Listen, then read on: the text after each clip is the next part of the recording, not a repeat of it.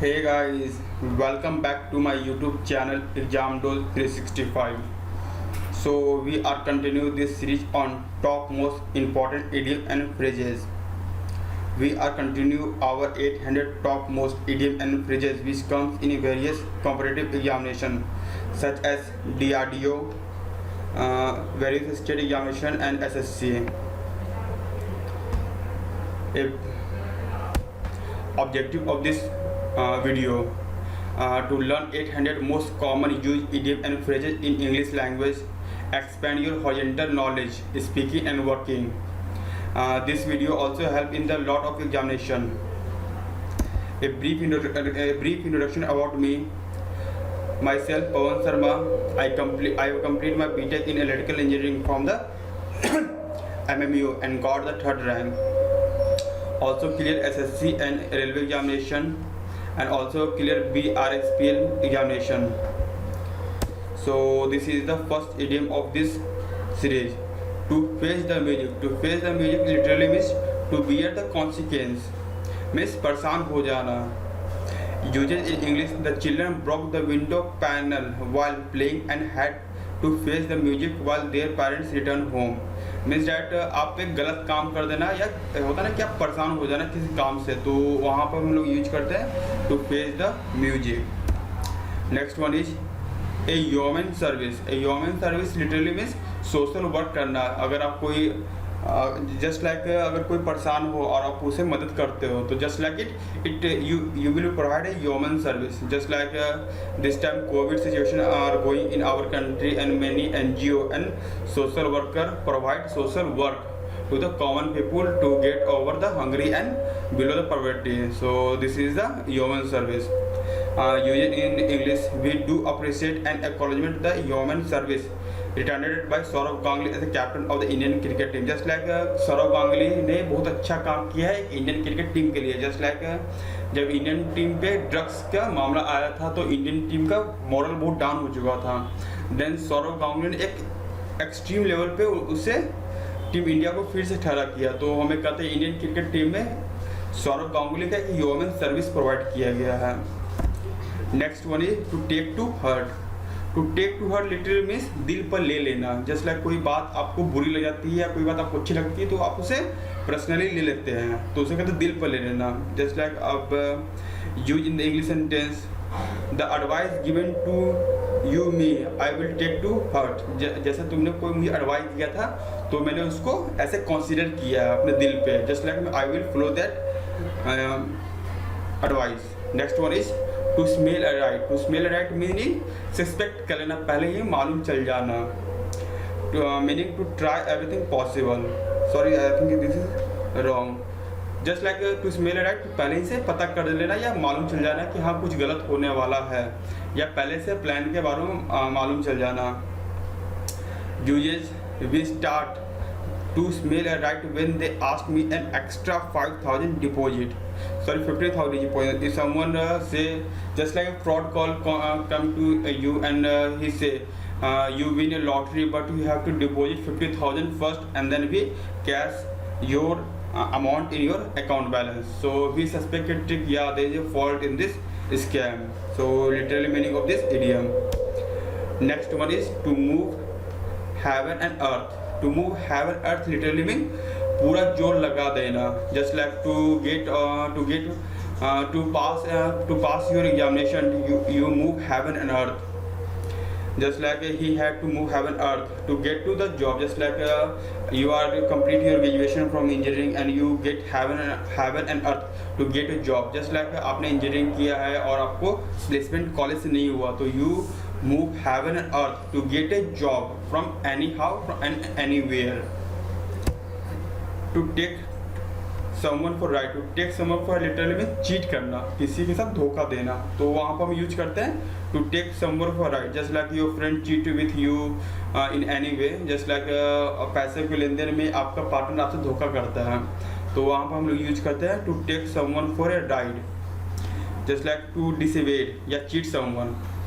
Uses देखते हैं इसका, तो it is not pleasure to find out you have been taken for a ride by someone you trusted. Just लाइक आप जिस पर ट्रस्ट किए हो और वो आपको चीट कर रहा है, तो ये कहते हैं ये अच्छी बात नहीं होती कि अगर एक बार भरोसा टूटता है तो जुट नहीं पाता है।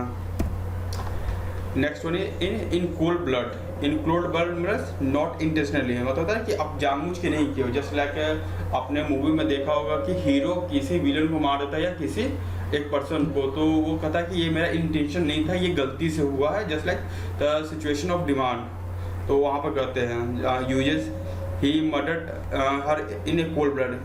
Someone murder a lady in a cold blood, जैसे उसका इंटेंशन नहीं था मारने का, पर he shoot out. So literal meaning of this idiom.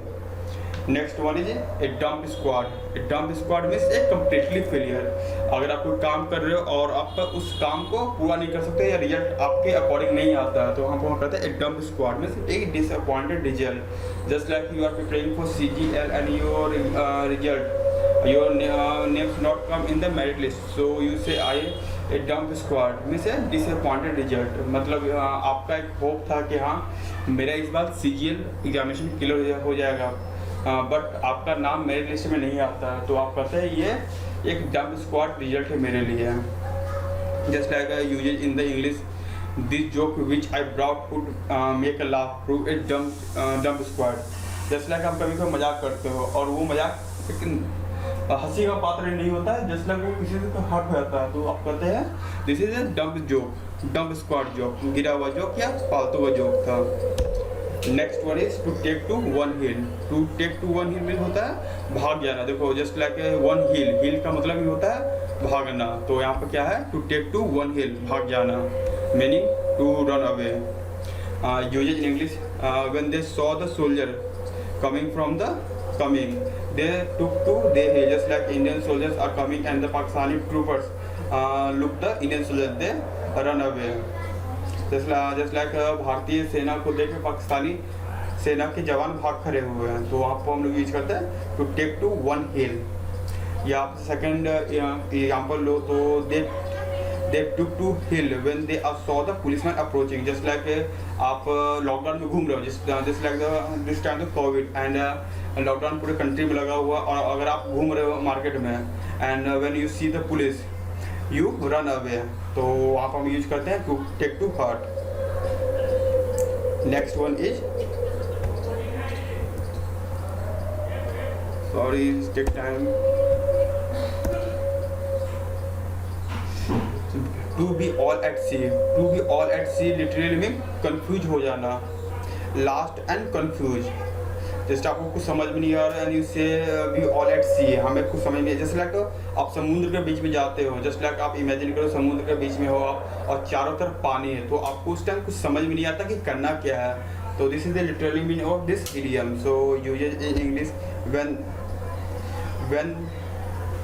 when the teacher asked him a question about the subject, he was at a sea, just like ड्रे डीमर हो जाना। ड्रे डीमर जैसे लाइक आप क्लास में हो और आपका ध्यान कहीं बाहर है एंड टीचर टीच है सब्जेक्ट, टीचर टॉपिक से, वो teacher asked you what are you doing, या just he asked a question, so you are at a all at sea, just आप कंफ्यूज हो जाना कि हाँ क्या बोलूँ क्या ना बोलूँ। Next one is in cold comfort. In cold comfort means slightly satisfaction, आप मतलब आपके अकॉर्डिंग रिजल्ट नहीं आ पाना, तो वहाँ पे कहते हैं कोल्ड कम्फर्ट में slightly satisfaction. A drop in the unemployment rate was cold comfort for those without a job, just like आप इस टाइम अभी अनएम्प्लॉयमेंट रेट ग्रोथ कर रही है, बस गवर्नमेंट की डाटा डेट अनएम्प्लॉयमेंट रेट स्लोली इम्प्रूव कर रहा है, just like people getting the job, so there is a cold comfort for a unemployed person that he literally say, oh yes, government will improve the its rate and provide the job to other. So this is the top most 11 idioms which comes in various SSC and DRDO examination and also come in the banking examination. If you like this session, drop a like button and leave a comment, that will motivate us and give us feedback to us, and also subscribe the channel and hit the like button when we upload a new video or new lecture, you get the notification. So there is a idiom, share as much as possible. Not an idiom, if you share as much as you share, that will help other person to get educate and learn about the English language. I hope you like this session, and if you like this, please like and subscribe the channel. Have a good day. Thank you.